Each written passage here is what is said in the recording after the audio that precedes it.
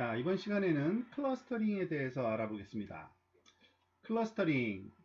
클러스터링이라고 하면 주어진 데이터 집합을 유사한 데이터 그룹으로 나누는 것을 소위 클러스터링이라고 부릅니다.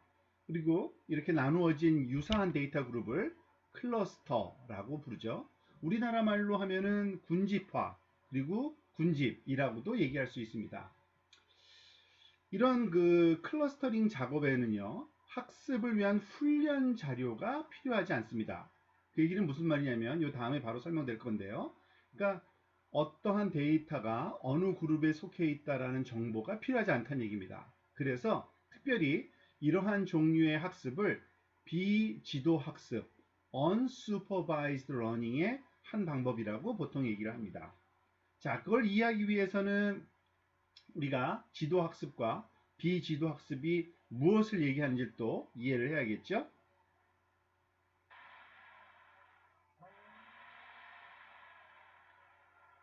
자, 지도학습과 비지도학습이 각각 무엇을 얘기하는지 한번 살펴보도록 하겠습니다. 보통 지도라는 그 단어는 어디서 번역된 거냐면 supervised라는 영어 단어를 번역한 건데요. 즉 supervised learning을 지도 학습이라고 보통 다른 말로는 뭐 교사 학습이라고도 부르고요. 또는 감독 학습이라고도 부릅니다. 이 지도 학습의 특징은 관측된 자료가 특징 벡터 x만 있는 것이 아니라 이 x가 어느 클래스에 속했는지에 대한 정보, 우리가 보통 오메가라고 표현하죠. 그 오메가, x와 오메가가 함께 주어져 있는 이러한 훈련 자료 또는 관측된 자료를 가지고 우리가 학습을 할 경우를 소위 지도 또는 교사, 감독 학습이라고 얘기를 합니다. 사실 우리가 지금까지 다루었던 확률론적인 그 분류 또는 그 분류기를 학습하는 것이 이 지도 학습에 해당되는데요. 만약에 그 확률의 모양이 가우시안 함수였다. 가우시안 함수의 형태다라고 우리가 생각을 하면 보통 이 평균값과 그리고 분산값 정보만 알면 되죠. 그래서 그것을 모수를 찾아낸다 그래서 모수적인 지도 학습이다 라고 얘기를 하는 거고요. 만약에 어떤 특정한 모수를 찾는 것이 아니라 그 확률 밀도 함수의 일반적인 형태를 찾는 소위 앞에서 살펴본 바로는 우리가 그 KD 방식이라는 게 있었죠. KD 방식이라든지 아니면 또는 KNNR 방식이라는 것이 있었는데 히스토그램도 마찬가지고요. 그죠? 이 세 가지 방법들이 다 비모수적인 방법이라고 했습니다. 왜냐하면 파라메타를 구하지 않기 때문에요. 하지만 모수적이든 비모수적이든 간에 그 데이터가 훈련 자료가 주어졌을 때 특징 벡터뿐만 아니라 그 특징 벡터가 속해 있는 클래스 정보까지 같이 주어진 경우를 우리는 보통 지도 학습이라고 얘기를 합니다.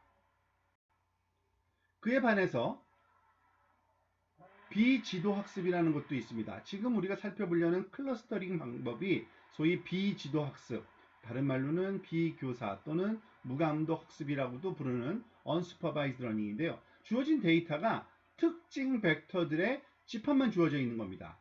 즉 클래스 레이블, 우리가 오메가라고 보통 하는 것들이 주어져 있지 않고 그냥 데이터들, 특징 벡터들만이 그 사전 자료로 주어져 있는 건데, 즉 정확한 답이 없는 관계로 우리가 이거를 비지도 또는 비교사 무감독 학습이라고 보통 얘기하고요. 이 비지도 학습에 있어서도 모수적인 방법과 비모수적인 방법, 즉 파라메타를 사용하는 방법과 파라메타를 사용하지 않는 방법, 두 가지 방법이 있다고 할 수 있습니다.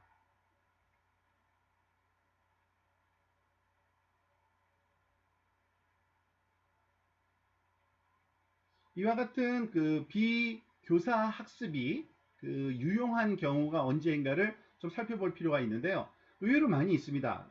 그러니까 데이터 마이닝 같은 원천적으로 데이터에 대한 클래스 라벨이 존재하지 않는 경우, 그런 경우가 있고요. 또 많은 데이터 집합들이 작은 원형, 프로토타입이라고 보통 얘기하는데 그런 집합으로 압축될 수 있는 경우, 또는 표본의 수가 너무 많아서 각 표본마다 일일이 라벨링 하는 것이 비용이 많이 들고 지루한 과정일 경우에는 그냥 이 레이블링 과정을 비지도 학습 방법으로도 수행할 수가 있다고 볼 수 있습니다.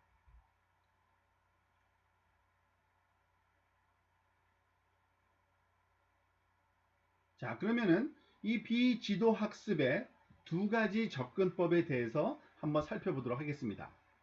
그 첫 번째 방법이 모수적인 방법이 있다 그랬죠. 파라메타를 사용하는, 즉 좀 더 구체적으로 얘기하면은 그 특징 이상 호남 모델 구축 방법이라는 걸 사용하는데요.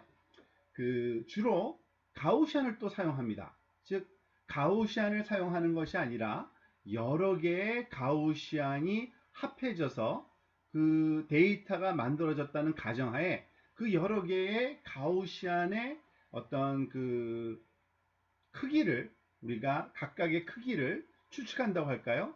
자, 이런 방법을 소위 가우시안 혼합 모델이라고 부릅니다. 영어로는 가우시안 믹스처 모델의 약자로 GMM 메소드라고 보통 부르는데요.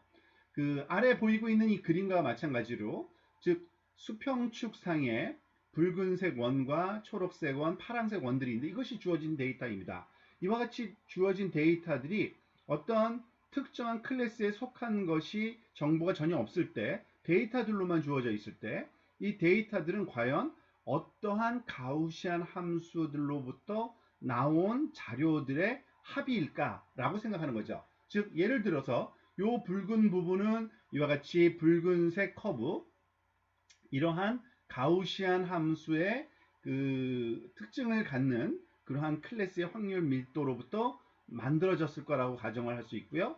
또 이 초록색 커브 그 자료들은 이와 같은 초록색 커브 형태로 주어지는 가우시안 밀도로부터 만들어졌을 거라고, 또는 이 파란색은 이와 같이 파란색 형태의 가우시안 확률 밀도로부터 만들어졌을 거라는 우리가 유추를 할 수 있고, 즉 이와 같은 가우시안 함수를 몇 개를 얼마나 크기로 합해 주어야지만 그 데이터가 주어진 데이터처럼 만들어질 수 있을까를 추출하는, 추정하는 그러한 방법을 소위 모수적 방법 또는 혼합 모델 구축 방법이라고 합니다. 즉 비지도 학습 중에 한 가지 방법이죠.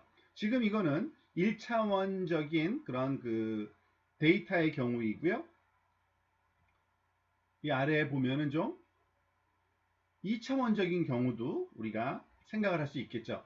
데이터가 2차원적으로 흩뿌려져 있을 때 이와 같이 파란색 데이터, 그리고 초록색 데이터, 그리고 붉은색 데이터가 주어져 있을 수 있는데요. 그 각각이 이러한 확률 밀도 함수, 가우시안 함수의 그 소위 그 퍼진 정도를, 분산 정도를 이렇게 엘립스 형태로 지금 표현해 봤는데, 이 각각의 세 개의 가우시안 함수의 파라메타를 구하는 게 목적이겠죠. 그리고 그 비율, 즉 그 각각의 가우시안 함수의 기여도를 우리가 구할 수 있으면 그게 바로 그 클러스터링이 수행이 완료됐다고 볼 수 있는데, 그와 같은 방법론을 소위 그 비지도 학습 중에서도 모수적인 방법이라고 얘기를 합니다. 그에 반해서 또 비모수적인 방법도 있습니다. 비지도 학습 내에서도 비모수적인 방법이 있을 수 있는데요. 이 비모수적인 방법은 즉 파라메터를 사용하지 않는 겁니다.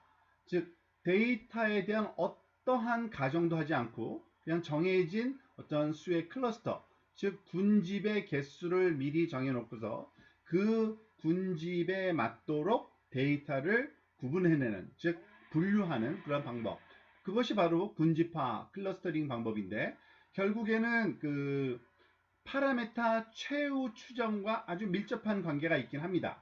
방법론적으로는. 그리고 대표적인 방법으로 K-means 알고리즘이라고 부르는 방법이 있는데, 즉 K라고 하는 이 그 기호는 그 클러스터의 개수를 지금 얘기를 한 거고요. 넘버 오브 군집의 개수. 그렇다는 얘기는 그 군집마다 어떤 평균값, 중심값을 갖고 있겠죠. 그래서 K의 중심값을 구하는 알고리즘이다 불러서 K-민지 알고리즘이라고 보통 얘기를 합니다. 지금 이 아래에 있는 그 2차원 데이터의 경우에 대해서 K-민지 알고리즘 결과를 하나 보여주고 있는데요. 지금 붉은색 데이터가 여기에 몰려 있고 푸른색 데이터는 이곳에, 초록색 데이터는 이곳에 몰려 있을 때, 즉 각각의 그 평균값이 그 중심값이 되는 거고, 그와 같은 중심값 주변으로 데이터들이 어떻게 분류할 수 있는지 세 개의 군집으로 나눌 수 있는 이 방법론을 소위 K-means